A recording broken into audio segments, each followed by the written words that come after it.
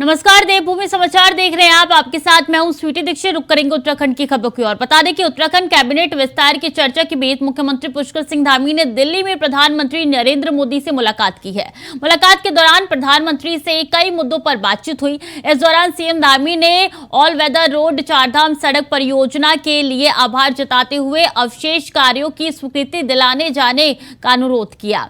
उन्होंने प्रधानमंत्री से प्रदेश की विभिन्न विकास योजनाओं के साथ सड़कों और परिवहन पर भी चर्चा की। उन्होंने कहा कि मानसखंड स्थित पौराणिक मंदिरों में श्रद्धालुओं की बढ़ती भीड़ को देखते हुए निर्माण कार्य के लिए लगभग 1000 करोड़ रुपए की जरूरत होगी। वहीं मुख्यमंत्री ने प्रधानमंत्री से देहरादून में सड़कों पर परिवहन के दबाव को कम करने और जनमानस को सुरक्षित यातायात की सुविधा उपलब्ध कराए जाने के उद्देश्य से देहरादून मेट्रो परियोजना के प्रस्ताव पर अनुमोदन प्रदान किए जाने का भी अनुरोध किया। जो कि आने वाले समय में पूरे देहरादून के लिए अगले 50 सालों के लिए जल स्तर और पेयजल की सुनिश्चितता करने वाला प्रोजेक्ट है। उस प्रोजेक्ट के संबंध में भी मैंने निवेदन किया है। साथ में इस साल के अंत में ग्लोबल इन्वेस्टर समिट जो हम उत्तराखंड में देहरादून में करने वाले हैं, उसके संबंध में भी आदरणीय प्रधानमंत्री जी का मार्गदर्शन लिया है। साथ में इन सब के साथ मैंने आज आदरणीय प्रधानमंत्री जी को उत्तराखंड का जो हमारा उत्पाद है भांग से बना हुआ सॉल उनको भेंट किया, जो निश्चित रूप से हमारे स्थानीय जो लोग अपना उद्यम करते हैं, अपने उत्पाद बनाते हैं, उन सब के प्रोत्साहन के लिए माननीय प्रधानमंत्री जी का हमेशा जोर रहता है। इसके साथ साथ जो मन की बात में उन्होंने बेड़ू के प्रोडक्ट हैं वह भी उनको भेंट किए, और इसके साथ नंदा राजजात जो कि हमारे यहाँ की बहुत ही प्रसिद्ध यात्रा है और 280 किलोमीटर पैदल यात्रा अपने आप में 12 सालों बाद होती है, उसके संबंध में जो हमारे ढोल और दमाऊ और नरसिंगा है वह भी हमारी जो विरासत है, हमारी सांस्कृतिक धरोहर है, वो उनको मैंने भेंट की और उनका धन्यवाद किया है। जो उत्तराखंड के अंदर अनेकों प्रोजेक्ट वहाँ पर चल रहे हैं वो उनके प्रधानमंत्री बनने के बाद प्रारंभ हुए हैं, जो पहले लोग सोचते नहीं थे, उन सब में आज तेजी से काम हो रहा है। इसी खबर पर ज्यादा जानकारी के साथ अभी केंतुरा हमारे साथ जुड़ चुके हैं। अभी देखिए, आखिर सड़क को लेकर कयास लगाए जा रहे थे कि उसको लेकर कुछ उत्तराखंड के लिए सौगात लेके आ सकते हैं सूबे के मुखिया, और आखिर वही हुआ। ये कह सकते हैं कि मुख्यमंत्री पुष्कर सिंह धामी जब भी दिल्ली दौरे पर होते हैं उत्तराखंड राज्य के लिए कुछ न कुछ बड़ी सौगातें जरूर लेकर आते हैं। मुख्यमंत्री पुष्कर सिंह धामी ने प्रधानमंत्री नरेंद्र मोदी से मुलाकात की। इस दौरान राज्य के जो विभिन्न विषय थे, विकास से जुड़ी जो योजनाएं थी, उनको लेकर बातचीत यहाँ पर हुई है। और ये कह सकते हैं कि मुख्यमंत्री की इस मुलाकात का सकारात्मक परिणाम ये रहा कि राज्य को बड़ी सौगातें यहाँ पर मिली है। प्रधानमंत्री की तरफ से राज्य को हर संभव मदद का आश्वासन तो दिया गया, साथ ही जो राज्य में ये कह सकते हैं चाहे वो मेट्रो परियोजना से रिलेटेड प्रस्ताव हो या फिर सड़कों के विस्तारीकरण और चौड़ीकरण के जो प्रस्ताव हो, जो राज्य में विकास की जो आधारशिला होगी उसको बढ़ाने वाले होंगे, उस पर भी प्रधानमंत्री की तरफ से यहाँ पर आश्वासन दिया गया था और कहा गया था कि राज्य के लिए जल्द ही केंद्र की तरफ से बड़ी सौगातें यहाँ पर मिल सकती है। और आज ये कह सकते हैं कि उत्तराखंड राज्य को विशेष सहायता ऋण के तौर पर 951 करोड़ रुपए की धनराशि भी स्वीकृत की गई है। ये 48 योजनाओं के लिए राज्य में स्वीकृत हुई है ताकि यहाँ पर जो विकास के जो काम है वो तेज गति से यहाँ पर किए जा सके। तो ये समझा जा सकता है कि मुख्यमंत्री पुष्कर सिंह धामी अपने कुशल नेतृत्व से उत्तराखंड राज्य का विकास कर रहे हैं। साथ ही डबल इंजन की सरकार का लाभ किस प्रकार से यहाँ पर लिया जा सकता है उसको लेकर भी अपना काम करते हुए नजर आ रहे हैं। जी बिल्कुल, साफ तौर पर नजर भी आ रहा है। अभी अगर बात की जाए तो देहरादून मेट्रो को भी मंजूरी देने के लिए आग्रह किया गया प्रधानमंत्री से। बिल्कुल, मुख्यमंत्री पुष्कर सिंह धामी ने कहा है कि जो राज्य में जो बातचीत यहाँ पर हो रही थी, चाहे वो न्यू मेट्रो का विकास के लेकर हो या फिर दूसरी जो परियोजनाएं थी उनको लेकर हो, तो ऐसे में राज्य की जो राजधानी है देहरादून या उसके आसपास के जो शहर है, चाहे ऋषिकेश हो, हरिद्वार हो, उन पर लगातार जनसंख्या का दबाव यहाँ पर बढ़ रहा है। तो ऐसे में उसको दृष्टिगत रखते हुए मेट्रो न्यू परियोजना का जो प्रस्ताव केंद्र में लंबित है उसको दोबारा से वियोजित करने के लिए कहा गया। उसकी डीपीआर तय समय पर बनाई जा सके, उसके कॉरिडोर की व्यवस्था तय समय पर यहाँ पर हो सके, उसके लिए प्रधानमंत्री से आग्रह किया गया है कि प्रधानमंत्री अगर इस दिशा में काम करेंगे, राज्य को ये सौगात देने का काम करेंगे, तो उत्तराखंड राज्य में एक बड़ा दबाव देहरादून और उसके आसपास के शहरों पर पड़ रहा है जनसंख्या का, उसको कम यहाँ पर किया जा सकता है। और ये उत्तराखंड राज्य में विकास का नया आयाम भी स्थापित होगा। विकास सड़क और मेट्रो के अलावा और कौन कौन से ऐसे मुद्दे हैं अभी जिसको लेकर दोनों के बीच में बातचीत हुई है, सीएम और पीएम के बीच में? तो बिल्कुल ये कह सकते हैं कि वो पर्यटन क्षेत्र का सेक्टर कह सकते हैं या फिर सड़कों का जो क्षेत्र है उसको लेकर सबसे बड़ी सौगात यहाँ पर हुई है। मुख्यमंत्री पुष्कर सिंह धामी ने जिन परियोजनाओं की बात की थी उसमें मानस मंदिर जो परियोजना थी उसके तहत इस परियोजना में किस प्रकार से कुमाऊं मंडल के मंदिरों के साथ साथ जो पड़ोसी जो देश है नेपाल, उसके जो आसपास के जो मंदिर है उनको भी जोड़ने के लिए मांग यहाँ पर की गई है, ताकि राज्य का जो पर्यटन सेक्टर है और मजबूत यहाँ पर हो सके। इसके अलावा पिथौरागढ़ में या कुमाऊं मंडल के जो जनपद है वहाँ पर सड़कों का जाल पूरी तरीके से और मजबूत तरीके से बिछाया जा सके। उत्तराखंड के जो दूरस्थ क्षेत्र के जो गांव है, जैसा आप गुंजी गांव के लिए कह सकते हैं, जलगांव गांव तक के लिए कह सकते हैं, वहां पर बीआरओ के जरिए सड़क पहुंचाने के लिए बात यहाँ पर की गई है। तो ऐसा समझा जा सकता है कि राज्य का हर सेक्टर यहाँ विकास के काम से लाभान्वित हो, सड़कों का जाल राज्य में मजबूत तरीके से बिछ सके, ताकि उत्तराखंड राज्य में विकास के जो आयाम है वो पूरी तरह से स्थापित हो सके। उसको लेकर मुख्यमंत्री पुष्कर सिंह धामी यहाँ पर काम कर रहे हैं। कैबिनेट विस्तार को लेकर क्या दोनों के बीच में कोई चर्चा हुई है?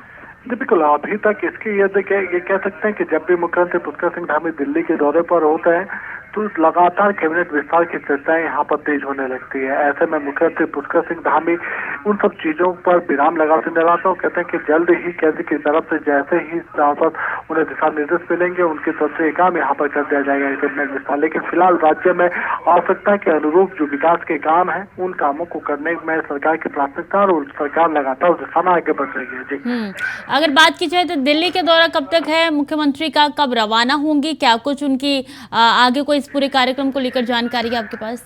जी बिल्कुल, मुख्यमंत्री पुष्कर सिंह धामी अब से कुछ देर पहले ही दिल्ली से देहरादून के लिए रवाना हुए हैं।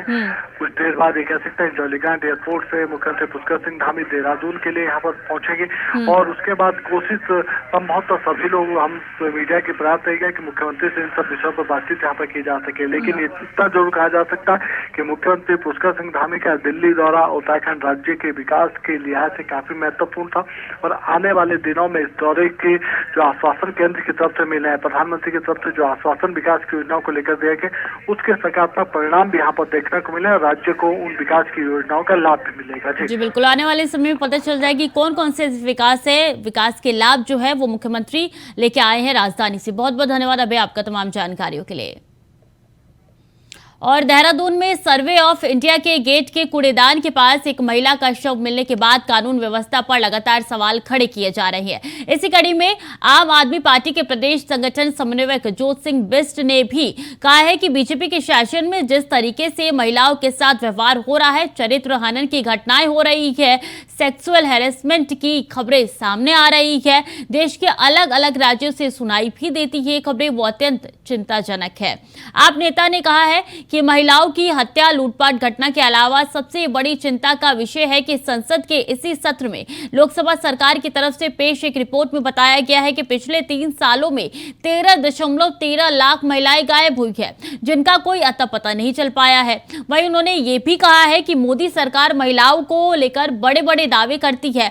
मोदी जी का बेटी बचाओ बेटी पढ़ाओ का नारा पूरी तरीके से फ्लॉप साबित हुआ है।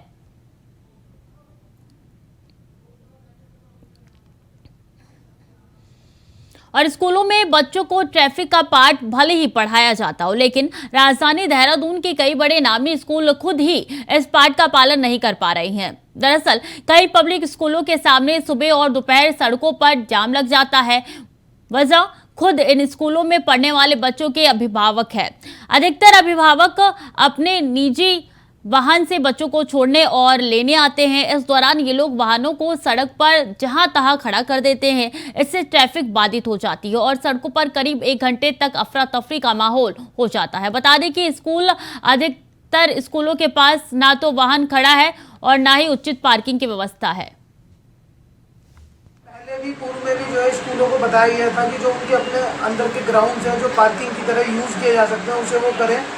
ताकि जो बाहर छुट्टी के टाइम पे जो ट्रैफिक जाम होता है वो कम हो। इसमें कुछ स्कूलों ने अच्छा काम भी किया, जैसे ब्राइट लैंड है, ब्राइट लैंड ने अपनी जो है पार्किंग खोली है ग्राउंड की, तो ये सराहनीय है उनकी तरफ से। बाकी स्कूल जो अभी नहीं कर रहे हैं उन्हें हम नोटिस भेज रहे हैं और हम चाहते हैं कि वो इसमें जो है हमारा। और पौड़ी में एक छात्र ने अपने पिता की लाइसेंसी बंदूक से खुद पर हमला कर आत्महत्या की कोशिश की। छात्र को गंभीर हालत में अस्पताल में भर्ती कराया गया, जहां से उसे हायर सेंटर रेफर कर दिया गया है। छात्र शहर के एक प्रतिष्ठित स्कूल में पढ़ता है। बताया जा रहा है कि स्कूल से लौटने के बाद छात्र ने आत्मघाती कदम उठाया है। आवाज सुनकर परिजन कमरे में पहुंचे तो बेटे को देखकर उनके हाथ पांव फूल गए। आनन फानन में परिजनों ने छात्र को जिला अस्पताल पहुंचाया। पुलिस के मुताबिक राइफल 315 बोर की बताई जा रही है। घर पे उन्होंने खुद ही अपने आप शूट किया और उसको जब इधर पहुंचा हॉस्पिटल, उनका बीपी वगैरह काफ़ी कम था, सो हमने उसको ब्लड वगैरह दिया, ब्लड चढ़ाया और जिस जगह उन्होंने शूटिंग किया उसको हमने ड्रेसिंग लगवा के अभी तुरंत हमने एम्स ट्रॉमा सेंटर भेजा।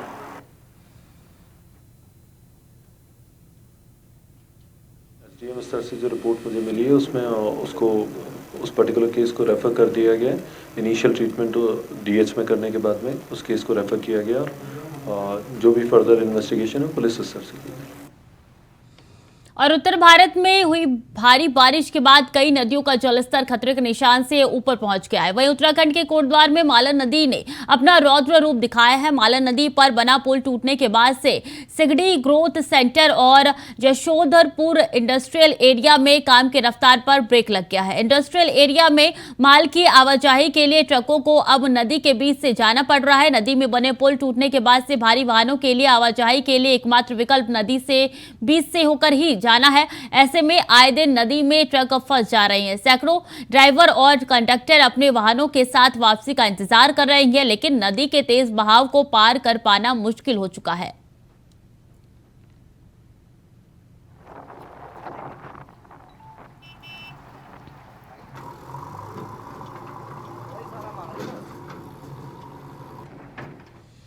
वक्त तो चला छोटे से ब्रेक का, चल लौट रहे हैं। ब्रेक के बाद एक बार फिर से स्वागत है आपका। खबरों में आगे बढ़ेंगे। देवभूमि टूरिज्म को लेकर पंख लगाने के लिए प्रदेश के तमाम मंदिरों के जीर्णोद्धार की कवायद चल रही है। चार धाम के अलावा राज्य सरकार प्रदेश के अन्य मंदिरों की मान्यता और सभ्यता की संरक्षण के लिए लगातार काम कर रही है।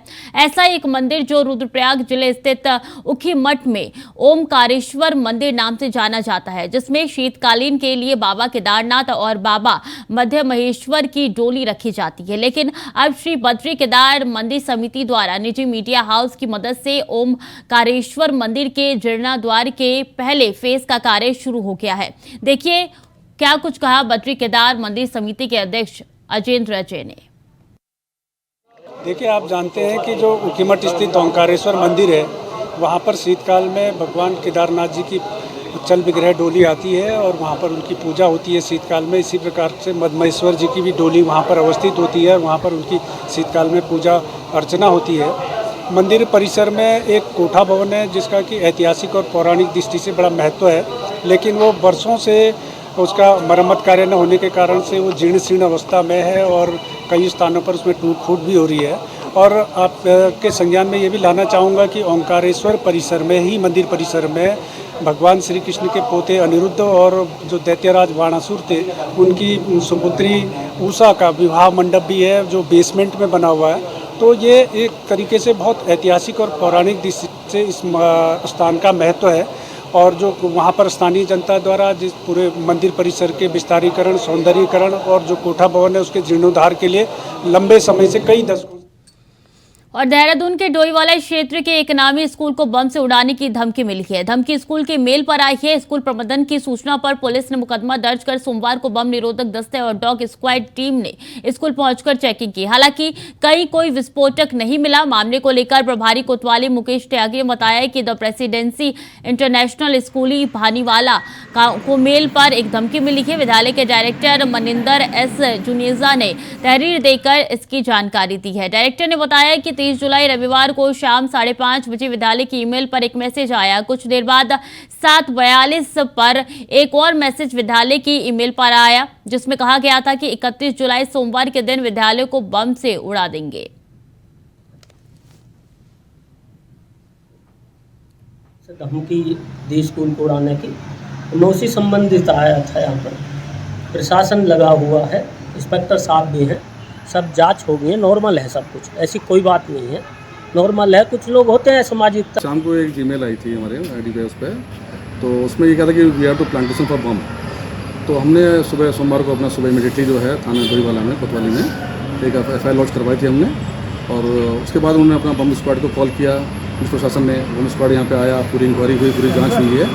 तो जैसे वो लोग हमें आगे गाइड करते रहे वैसा हम लोग अपना इसमें एक्शन लेते रहे हम लोग। और बाकी इसमें कोई मैं ये निवेदन करूँगा पेरेंट्स से अपने, जो हमारे अभिभावक लोग हैं, कि ऐसा कोई पैनिक होने की इसमें ज़रूरत नहीं है, धैर्य बनाए रखें, सब कुछ ठीक चल रहा है, इंक्वायरी पार्ट ऑफ इंक्वायरी है, चल रहा है जांच, उसमें जो भी होगा।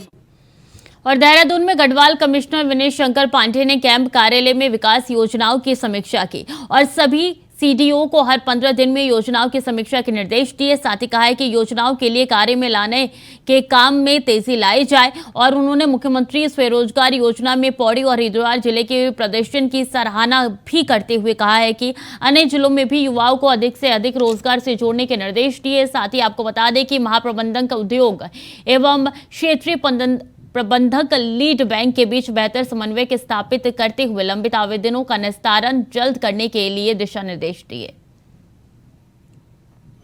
हमारे गढ़वाल के जो 7 जनपद हैं के सभी जो मुख्य विकास अधिकारी थे उनके साथ एक समीक्षा बैठक मैंने रखी थी वीडियो कॉन्फ्रेंसिंग के माध्यम से। उसमें मुख्य रूप से जो हमारे जिला योजना और स्टेट सेक्टर और सेंट्रल स्पॉन्सर्ड स्कीम और जो बाह्य सहायता परियोजनाएं हैं उनकी समीक्षा की, उसमें खर्च की स्थिति क्या है। साथ ही साथ जो फ्लैगशिप परियोजनाएं हैं, चाहे वो भारत सरकार की हों और या हमारे राज्य सरकार की हों, इसके अतिरिक्त 20 सूत्री कार्यक्रम के प्रगति की भी समीक्षा की। और ये मेरी पहला इंटरेक्शन था सभी CDOs के साथ। कुल मिलाकर भी जिला योजनाओं में, चूँकि सभी जनपदों में जिला योजना की जो समिति की बैठक थी काफ़ी विलम्ब से हुई थी और मोर और लेस जून के लास्ट तक आते आते बैठकें हुई और हरिद्वार में भी 27 तारीख को बैठक संपन्न। और बीजेपी ने प्रदेश में मेरी माटी मेरा देश अभियान चलाने का फैसला किया है। राष्ट्रीय महामंत्री संगठन BL संतोष की मौजूदगी में अगस्त महीने तक के कार्यक्रम उत्तराखंड बीजेपी ने तय किए हैं, जिनको आगामी लोकसभा चुनावों के लिहाज से भी काफी महत्वपूर्ण माना जा रहा है। वहीं बीजेपी प्रदेश अध्यक्ष का कहना है कि 13 से 15 अगस्त तक हर घर तिरंगा अभियान चलाया जाएगा।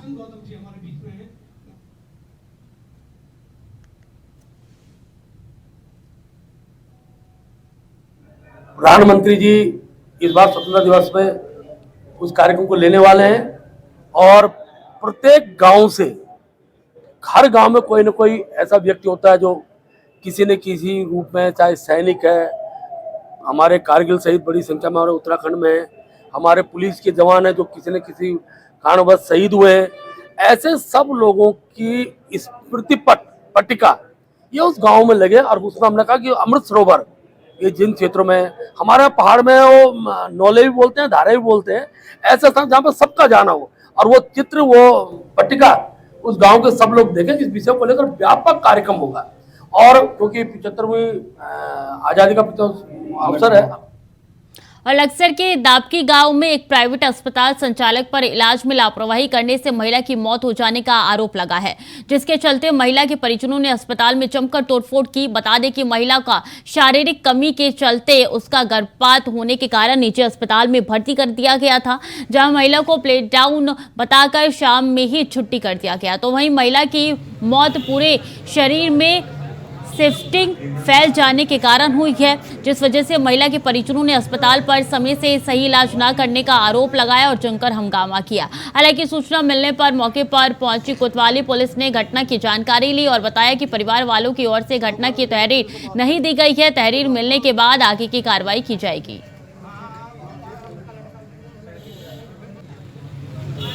गाँव की बिटिया थी, लड़की थी, उसे दिक्कत के कारण उसे यहाँ भर्ती करा। इसने उसकी सफाई सुबह ऐसे ही कुछ करा है। उसके बाद इसने अपना आप ही खुद दोबारा से अपनी जिम्मेदारी लेकर दोबारा फिर एडमिट कर ली और एडमिट करने पर उस बच्ची को इन्फेक्शन हुआ पूरे शरीर में, जिसकी देहरादून जाकर मृत्यु होगी। और यानी उम्र 25 साल लड़की है, उसकी एक 5 साल की बेटिया है जिसे वो अनाथ छोड़कर चली गई है। मेरी आप लोगों के द्वारा एक ही बात है कि हमारे जो क्षेत्र में ये ये यमराज खुला हुआ है, ये अस्पताल नहीं यमराज है। ये पहले भी इसके 2-4 बार ऐसी हो चुका है कथा। मेरी आपसे यही निवेदन है कि इसको ऊपर तक पहुँचाएँ और जो सरकार अनुदान दे रही है इसके ऊपर उसकी जांच कराई जाए। ऐसी लड़कियों की और औरतों की जिनके पास में कोई वो नहीं है, डिग्री नहीं है, ये ऐसे ही एडमिट करते हैं। तो फिलहाल के लिए देवभूमि समाचार में इतना ही। खबरें लगातार जारी है, देखते रहिए इंडिया वॉइस।